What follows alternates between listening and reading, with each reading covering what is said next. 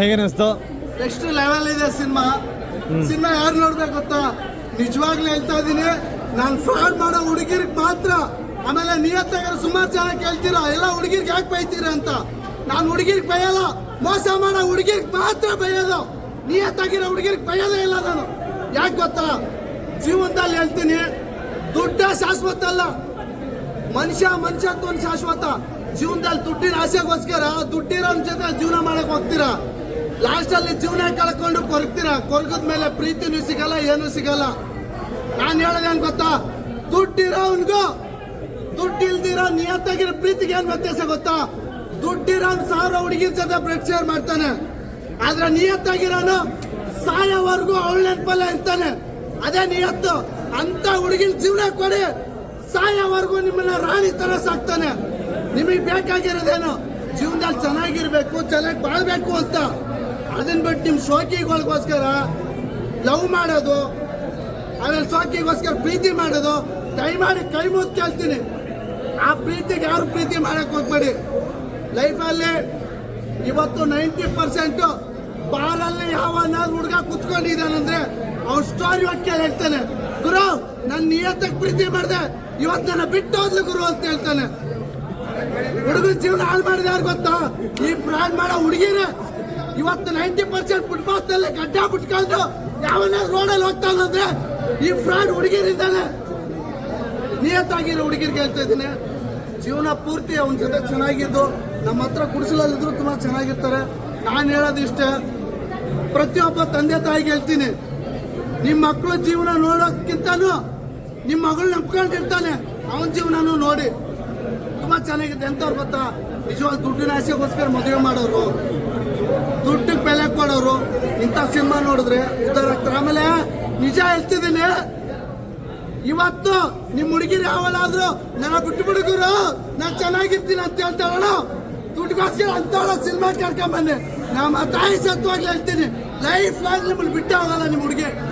Cinema ಚೆನ್ನಾಗಿದೆ, ಬಂದ್ ನೋಡಿ. ಜೀವನದಲ್ಲಿ ಒಂದು ಪಾಠ, ನಮಗೆ ಕಾಲ್ಗೆ ಎಟ್ಟಾದ್ರೆ ನಡೆಯೋದು ಹೆಂಗಂತ ಕಲ್ಸ್ಕೊಡುತ್ತೆ. ಆದ್ರೆ ಪ್ರೀತಿ ಮಾಡಿದವ್ರು ಮೋಸ ಹೋದ್ಮೇಲೆ ಜೀವನದಲ್ಲಿ ಬದುಕೋದು ಹೆಂಗಂತ ಕಲ್ಸ್ಕೊಡುತ್ತೆ. ಒಳ್ಳೇದಾಗ್ಲಿ, ಸಿನಿಮಾ ನೋಡಿ. ಫ್ರಾಡ್ ಮಾಡೋ ಹುಡುಗಿರು.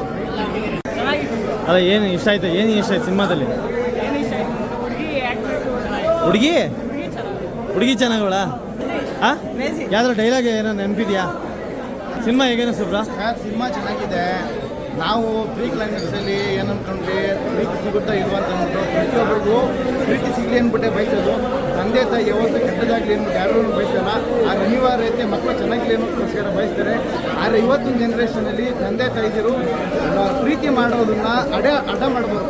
ಅವ್ರು ಒಳ್ಳೇದಾಗುತ್ತೆ, ಆಯ್ತಮ್ಮ ನಿಮ್ಮ ಕಷ್ಟನ ಸುಖನ ನಾವು ಜೊತೆಗಿರ್ತೀವಿ, ಆಯ್ತು ಸಪೋರ್ಟ್ ಮಾಡ್ತೀವಿ. ಇವಾಗ ಸ್ವಂತ ಅವರೇ ನೋಡಿ ಮದುವೆ ಮಾಡೋನು ಈ ಜನ್ರೇಷನ್ ಯಾರು ಚೆನ್ನಾಗಿರೋಣ, ಎಲ್ಲರೂ ಹಾಳಾಗಿ ಐತಾರೆ. ಇವಾಗ ಎಕ್ಸಾಂಪಲ್ಲು ಏನು ಬೇಡ, ಈ ಮೂವಿಲಿ ಕಾನ್ಸೆಪ್ಟು ಯಾವ ಥರ ಇತ್ತು ಅಂತಂದರೆ, ಪ್ರೀತಿ ಕಳ್ಕೊಂಡ್ರೂ ಪರವಾಗಿಲ್ಲ, ಒಬ್ಬ ಹುಡುಗ ಅಷ್ಟೇ ನಿಯತ್ತ ಪ್ರೀತಿ ಮಾಡ್ತಾನೆ, ಅಷ್ಟೇ ಹುಡುಗಿ ಭಾವನೆನೂ ಇರುತ್ತೆ. ತಂದೆ ತಾಯಿ ಪ್ರೀತಿಗೋಸ್ಕರ ಹುಡುಗನ ಪ್ರೀತಿನ ಕಳ್ಕೊಳ್ತಾರೆ ಅನ್ನೋದಷ್ಟೇ, ಅದ್ರ ಏನಿಲ್ಲ. ಮತ್ತೆ ಸಿನಿಮಾ ಪ್ರೇಮಿಗಳು ಮತ್ತೆ ಪ್ರೀತಿ ಸೋತವರು ಮತ್ತೆ ಗೆದ್ದವರು ಪ್ರತಿಯೊಬ್ಬರು ಬಂದು ಸಿನಿಮಾ. Thank you. ಹೇಗಿದೆ ಸರ್? ತುಂಬ ಚೆನ್ನಾಗಿದೆ. ಅವಾರ್ಡ್ ಕೊಡ್ಬೋದು. ಆಮೇಲೆ ಲವ್ ಟುಡೇ ಇರ್ಬೋದು, ಲೈಫ್ ಟುಡೇ ಲವ್ ಟುಡೇ ಇರ್ಬೋದು. ಮತ್ತು ಸಿನಿಮಾದಲ್ಲಿ ನಿಜವಾಗ್ಲೂ ಒಂದು ಒಳ್ಳೆ ಮೆಸೇಜ್ ಇದೆ ಸರ್. ಮೆಸೇಜ್ ಇದೆ, ಸಾಯೋಗೆ ಒಂದಾಗಿದೆ, ಸಾಧಿಸೋದು 1000 ಅದ್ರ ಜೊತೆಗೆ ಪ್ರೀ ಕ್ಲೈಮ್ಯಾಕ್ಸ್ ಸೀನ್ಸ್ ಆಗಿರ್ಬೋದು, ಮತ್ತು ತಬಲಾನಾಡಿ ಸೀನ್ಸು, ಇವೆಲ್ಲ ತುಂಬ ಮನಸ್ಸಿಗೆ ತುಂಬ ನಾಟಿದೆ ಸರ್. ಜನಗಳು ನಿಜವಾಗ್ಲೂ ತಂದೆ ತಾಯಿಗಳಾಗಿರ್ಬೋದು, ಮತ್ತು ಈಗಿನ ಹುಡುಗ ಹುಡುಗಿರು ದಯವಿಟ್ಟು ಸಿನಿಮಾ ಒಂದ್ಸಲ ಬಂದು ನೋಡಿ. ನಿಜವಾಗ ತುಂಬ ಕಲಿತಾ ಇದೆ, ತುಂಬ ಎಂಟರ್ಟೈನ್ಮೆಂಟ್ ಆಗಿದೆ, ಇನ್ನೂ ಬೋರಾಗಲ್ಲ, ತುಂಬ ಚೆನ್ನಾಗಿದೆ. ನಿಮ್ಮ ಲವ್ ಸ್ಟೋರಿ ಯಾವ್ದಾರು ನೆನಪಾಯ್ತಾ ಸರ್? ಸರ್ ಈಗ ಹೇಳಿದ್ರೆ ನಂಗೆ ಮದುವೆ ಆಗಿದೆ ತುಂಬ ಹೇಳುವಾಗಲು, ಬಟ್ ನಿಜವಾಗ್ಲೂ ಎಲ್ಲ ಒಂದು ಕಡೆ ನೆನಪಾಗುತ್ತೆ, ಪ್ರತಿಯೊಬ್ಬರು ನೆನಪಾಗುತ್ತೆ ಸರ್. ಈಗ ಜನ್ರೇಷನ್ ಆಗಿದೆ, ಇದು ನೋಡಿ ಒಂದು ಒಳ್ಳೆಯ ಮೆಸೇಜ್ ಇದೆ ಅವ್ರಿಗೆ.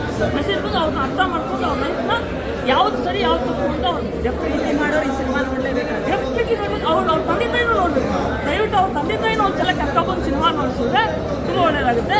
ನಮ್ಮ ಮದುವೆ ಆಗಿದೆ, ಯಾರು ಮದುವೆ ಆಗಿಲ್ಲ ಅವ್ರು ಕರ್ಕೊಂಡು. Thank you sir. Thank you sir. Thank you sir. ಹೇಳಿ, ಪರವಾಗಿಲ್ಲ. ಚೆನ್ನಾಗಿತ್ತು ಮೂವಿ. ಎಲ್ಲ ಆದ್ಮೇಲೆ ಡಿಸೈಡ್ ಮಾಡೋ ಬಂದು ಎಲ್ಲದಕ್ಕಿಂತ ಮೊದಲೇ ಡಿಸೈಡ್ ಮಾಡಬೇಕು. ಲವ್ ಸ್ಟೋರೀಸ್ ಎಲ್ಲ ಹೇಗೆ ಅನಿಸುತ್ತೆ?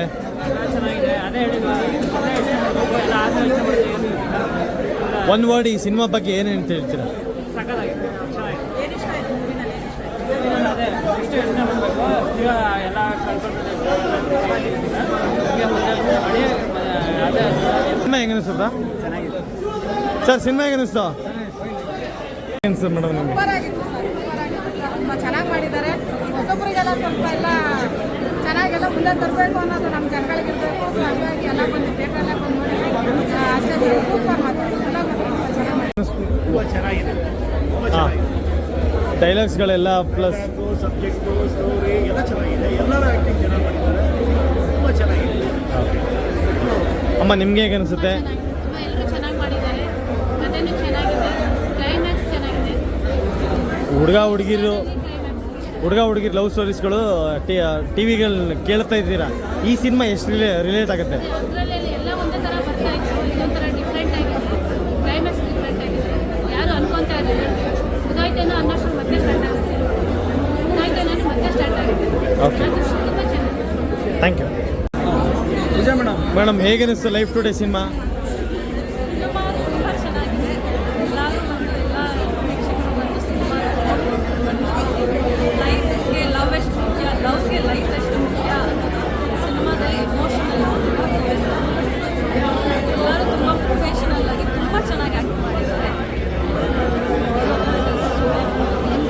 ಆ್ಯಕ್ಟರ್ ಆಗಿ ಫಸ್ಟ್ ಮೂವಿ ಅದು ಆ್ಯಕ್ಚುಲಿ ಫಸ್ಟ್ ಮೂವಿ ಥರ ಅನ್ನಿಸ್ತಾನೆ ಇಲ್ಲ. ಇವಾಗ ನನಗೆ ಕೂಡ ನಾಲ್ಕು ಮನೇಲಿ ಯಾವತ್ತೂ ನೋಡಿಲ್ಲ, ಬಟ್ ಅನಿಸಿಲ್ಲ. ಅಂದರೆ ಅವನೇ ಬರ್ತಿರೋದ್ರಿಂದ ಅವನು ಒಂದೊಂದು ಪಾತ್ರ ಕೂಡ ಜೀವಿಸಿ ಆ್ಯಕ್ಟ್ ಮಾಡಿದ್ದಾರೆ. ತುಂಬ ಖುಷಿ ಇದೆ, ತುಂಬ ಹೆಮ್ಮೆ ಕೂಡ ಇದೆ. ನಿಮ್ಮ ಮಗಳ ಬಾಂಡಿಂಗ್ ಹೆಂಗಿತ್ತು ನಿಮಗೆ? ಹೆಂಗೆ ಅನಿಸ್ತು? ನನಗೆ ತುಂಬ ಸೇಮ್ ನಮ್ಮ ಮನೇಲಿ ನನ್ನ ತಂದೆ ಬಾಂಧವ್ಯ ಏನಿತ್ತು ಅದನ್ನು ನೋಡಿ ಅವನು ಮಾಡಿದ್ದಾನೆ ಅನಿಸುತ್ತೆ. ನಾನು ಯಾವಾಗಲೂ ಅಪ್ಪ ಅಪ್ಪ ಅಂತ ಹೇಳ್ತೀನಿ, ಅವನು ಯಾವಾಗಲೂ ಅಮ್ಮ ಅಮ್ಮ ಅಂತ ಹೇಳ್ತಾನೆ. ಸೊ ಮನೆಯಲ್ಲೂ ಕೂಡ ಹಾಗೆ, ಸೊ ಅದನ್ನೇ ಜೀವಿಸಿ ಅವನು ಕೂಡ ಬರ್ತಾನೆ. ನನಗೆ ತುಂಬ ಕನೆಕ್ಟ್ ಆಗಿದೆ. ನಾವು ಅಪ್ಪ ಪಕ್ಕದಲ್ಲೇ ಇದ್ದರು, ಸೊ ನನಗೆ ಅಪ್ಪ ಮಕ್ಕಳ ಬಾಂಧವ್ಯ ತುಂಬ ಚೆನ್ನಾಗಿ ತೋರಿಸಿದ್ದಾರೆ. ಹಾಗೆ ಏಕಚಂದ್ರ ನಾಡಿಸಿ ತುಂಬ ಚೆನ್ನಾಗಿ ಮ್ಯಾಮ್ ಸರ್ರೇ ಕತೆ ಬರೆದಿರೋದ್ರಿಂದ ಈ ಕತೆ ಎಷ್ಟು ವಿಭಿನ್ನ ಅನಿಸ್ತು ನಿಮಗೆ? ಸರ್, ಈಗಿನ ಜನ್ರೇಷನ್ ಈ ಸ್ಟೋರಿ ಬೇಕೇ ಬೇಕು.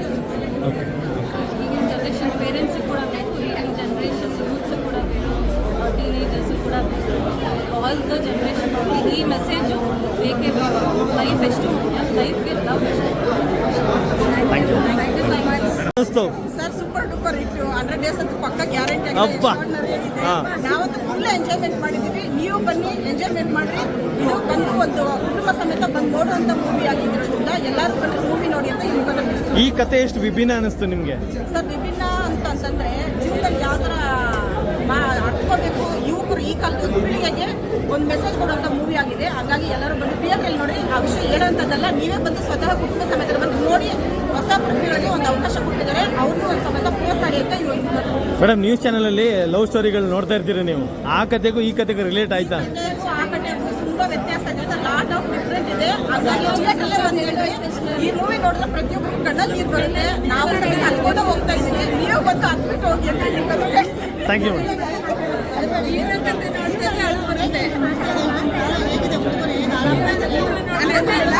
ಆ ಟೀಮ್ ಅವ್ರು ತೊಗೊಂಬಿಡ ನೋಡ್ರಿ ಮೇಡಮ್, ಒಂದು ನಿಮಿಷ.